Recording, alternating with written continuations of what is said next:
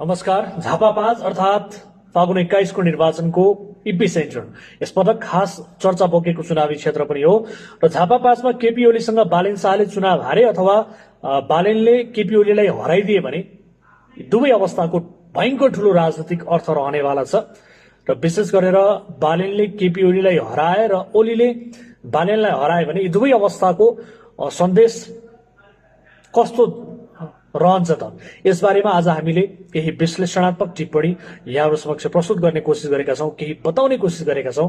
तपाईहरुले हेर्नु होला। आजको कार्यक्रम विशेष छ र अहिले बीबीसी को एउटा सनसनीपूर्ण रिपोर्टले बबन्डर मचाइरहेको छ, बहस सृजना गरेको छ। पुराना दलहरुप्रति घृणा फैलाउने उद्देश्यले रिपोर्ट सार्वजनिक भएको चुनावको मुखैमा भन्ने खालको चाहिँ टिप्पणी पनि भइराखेको छ। र अर्कोतर्फ केही पार्टीले पहिला संसद जल्यो त्यसपछि गोली चल्यो भन्ने जुन न्यारेटिभ सेट गर्न खोज्दै थिए त्यसलाई भने यो रिपोर्टले चिर्यो भन्ने खालको टिप्पणी पनि भइराखेको छ।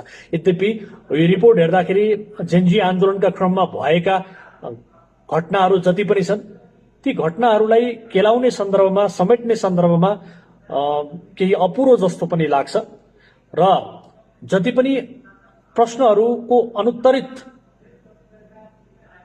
जवाफ का रूपमा चाहिँ जवाब दिन सकेको छैन यो रिपोर्टले। केही अनुत्तरित प्रश्नहरू छन्।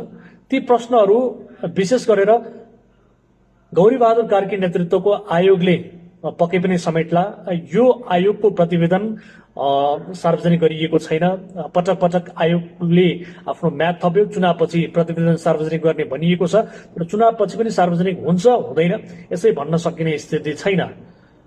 चुनाव भाडिने डरका कारण यो प्रतिवेदन सार्वजनिक नगरिएको भन्ने किसिमको जानकारी प्राप्त भएको छ र अब चुनावपछि आयोगले उक्त प्रतिवेदन सुशीला कार्कीलाई बुझाउनेछ, प्रधानमन्त्री सुशीला कार्कीलाई बुझाउनेछ र प्रधानमन्त्री सुशीला कार्कीले सम्भवतः नयाँ बन्ने सरकारलाई त्यो प्रतिवेदन कानून अनुसार गर्नु भनेर बुझाउनेछन्।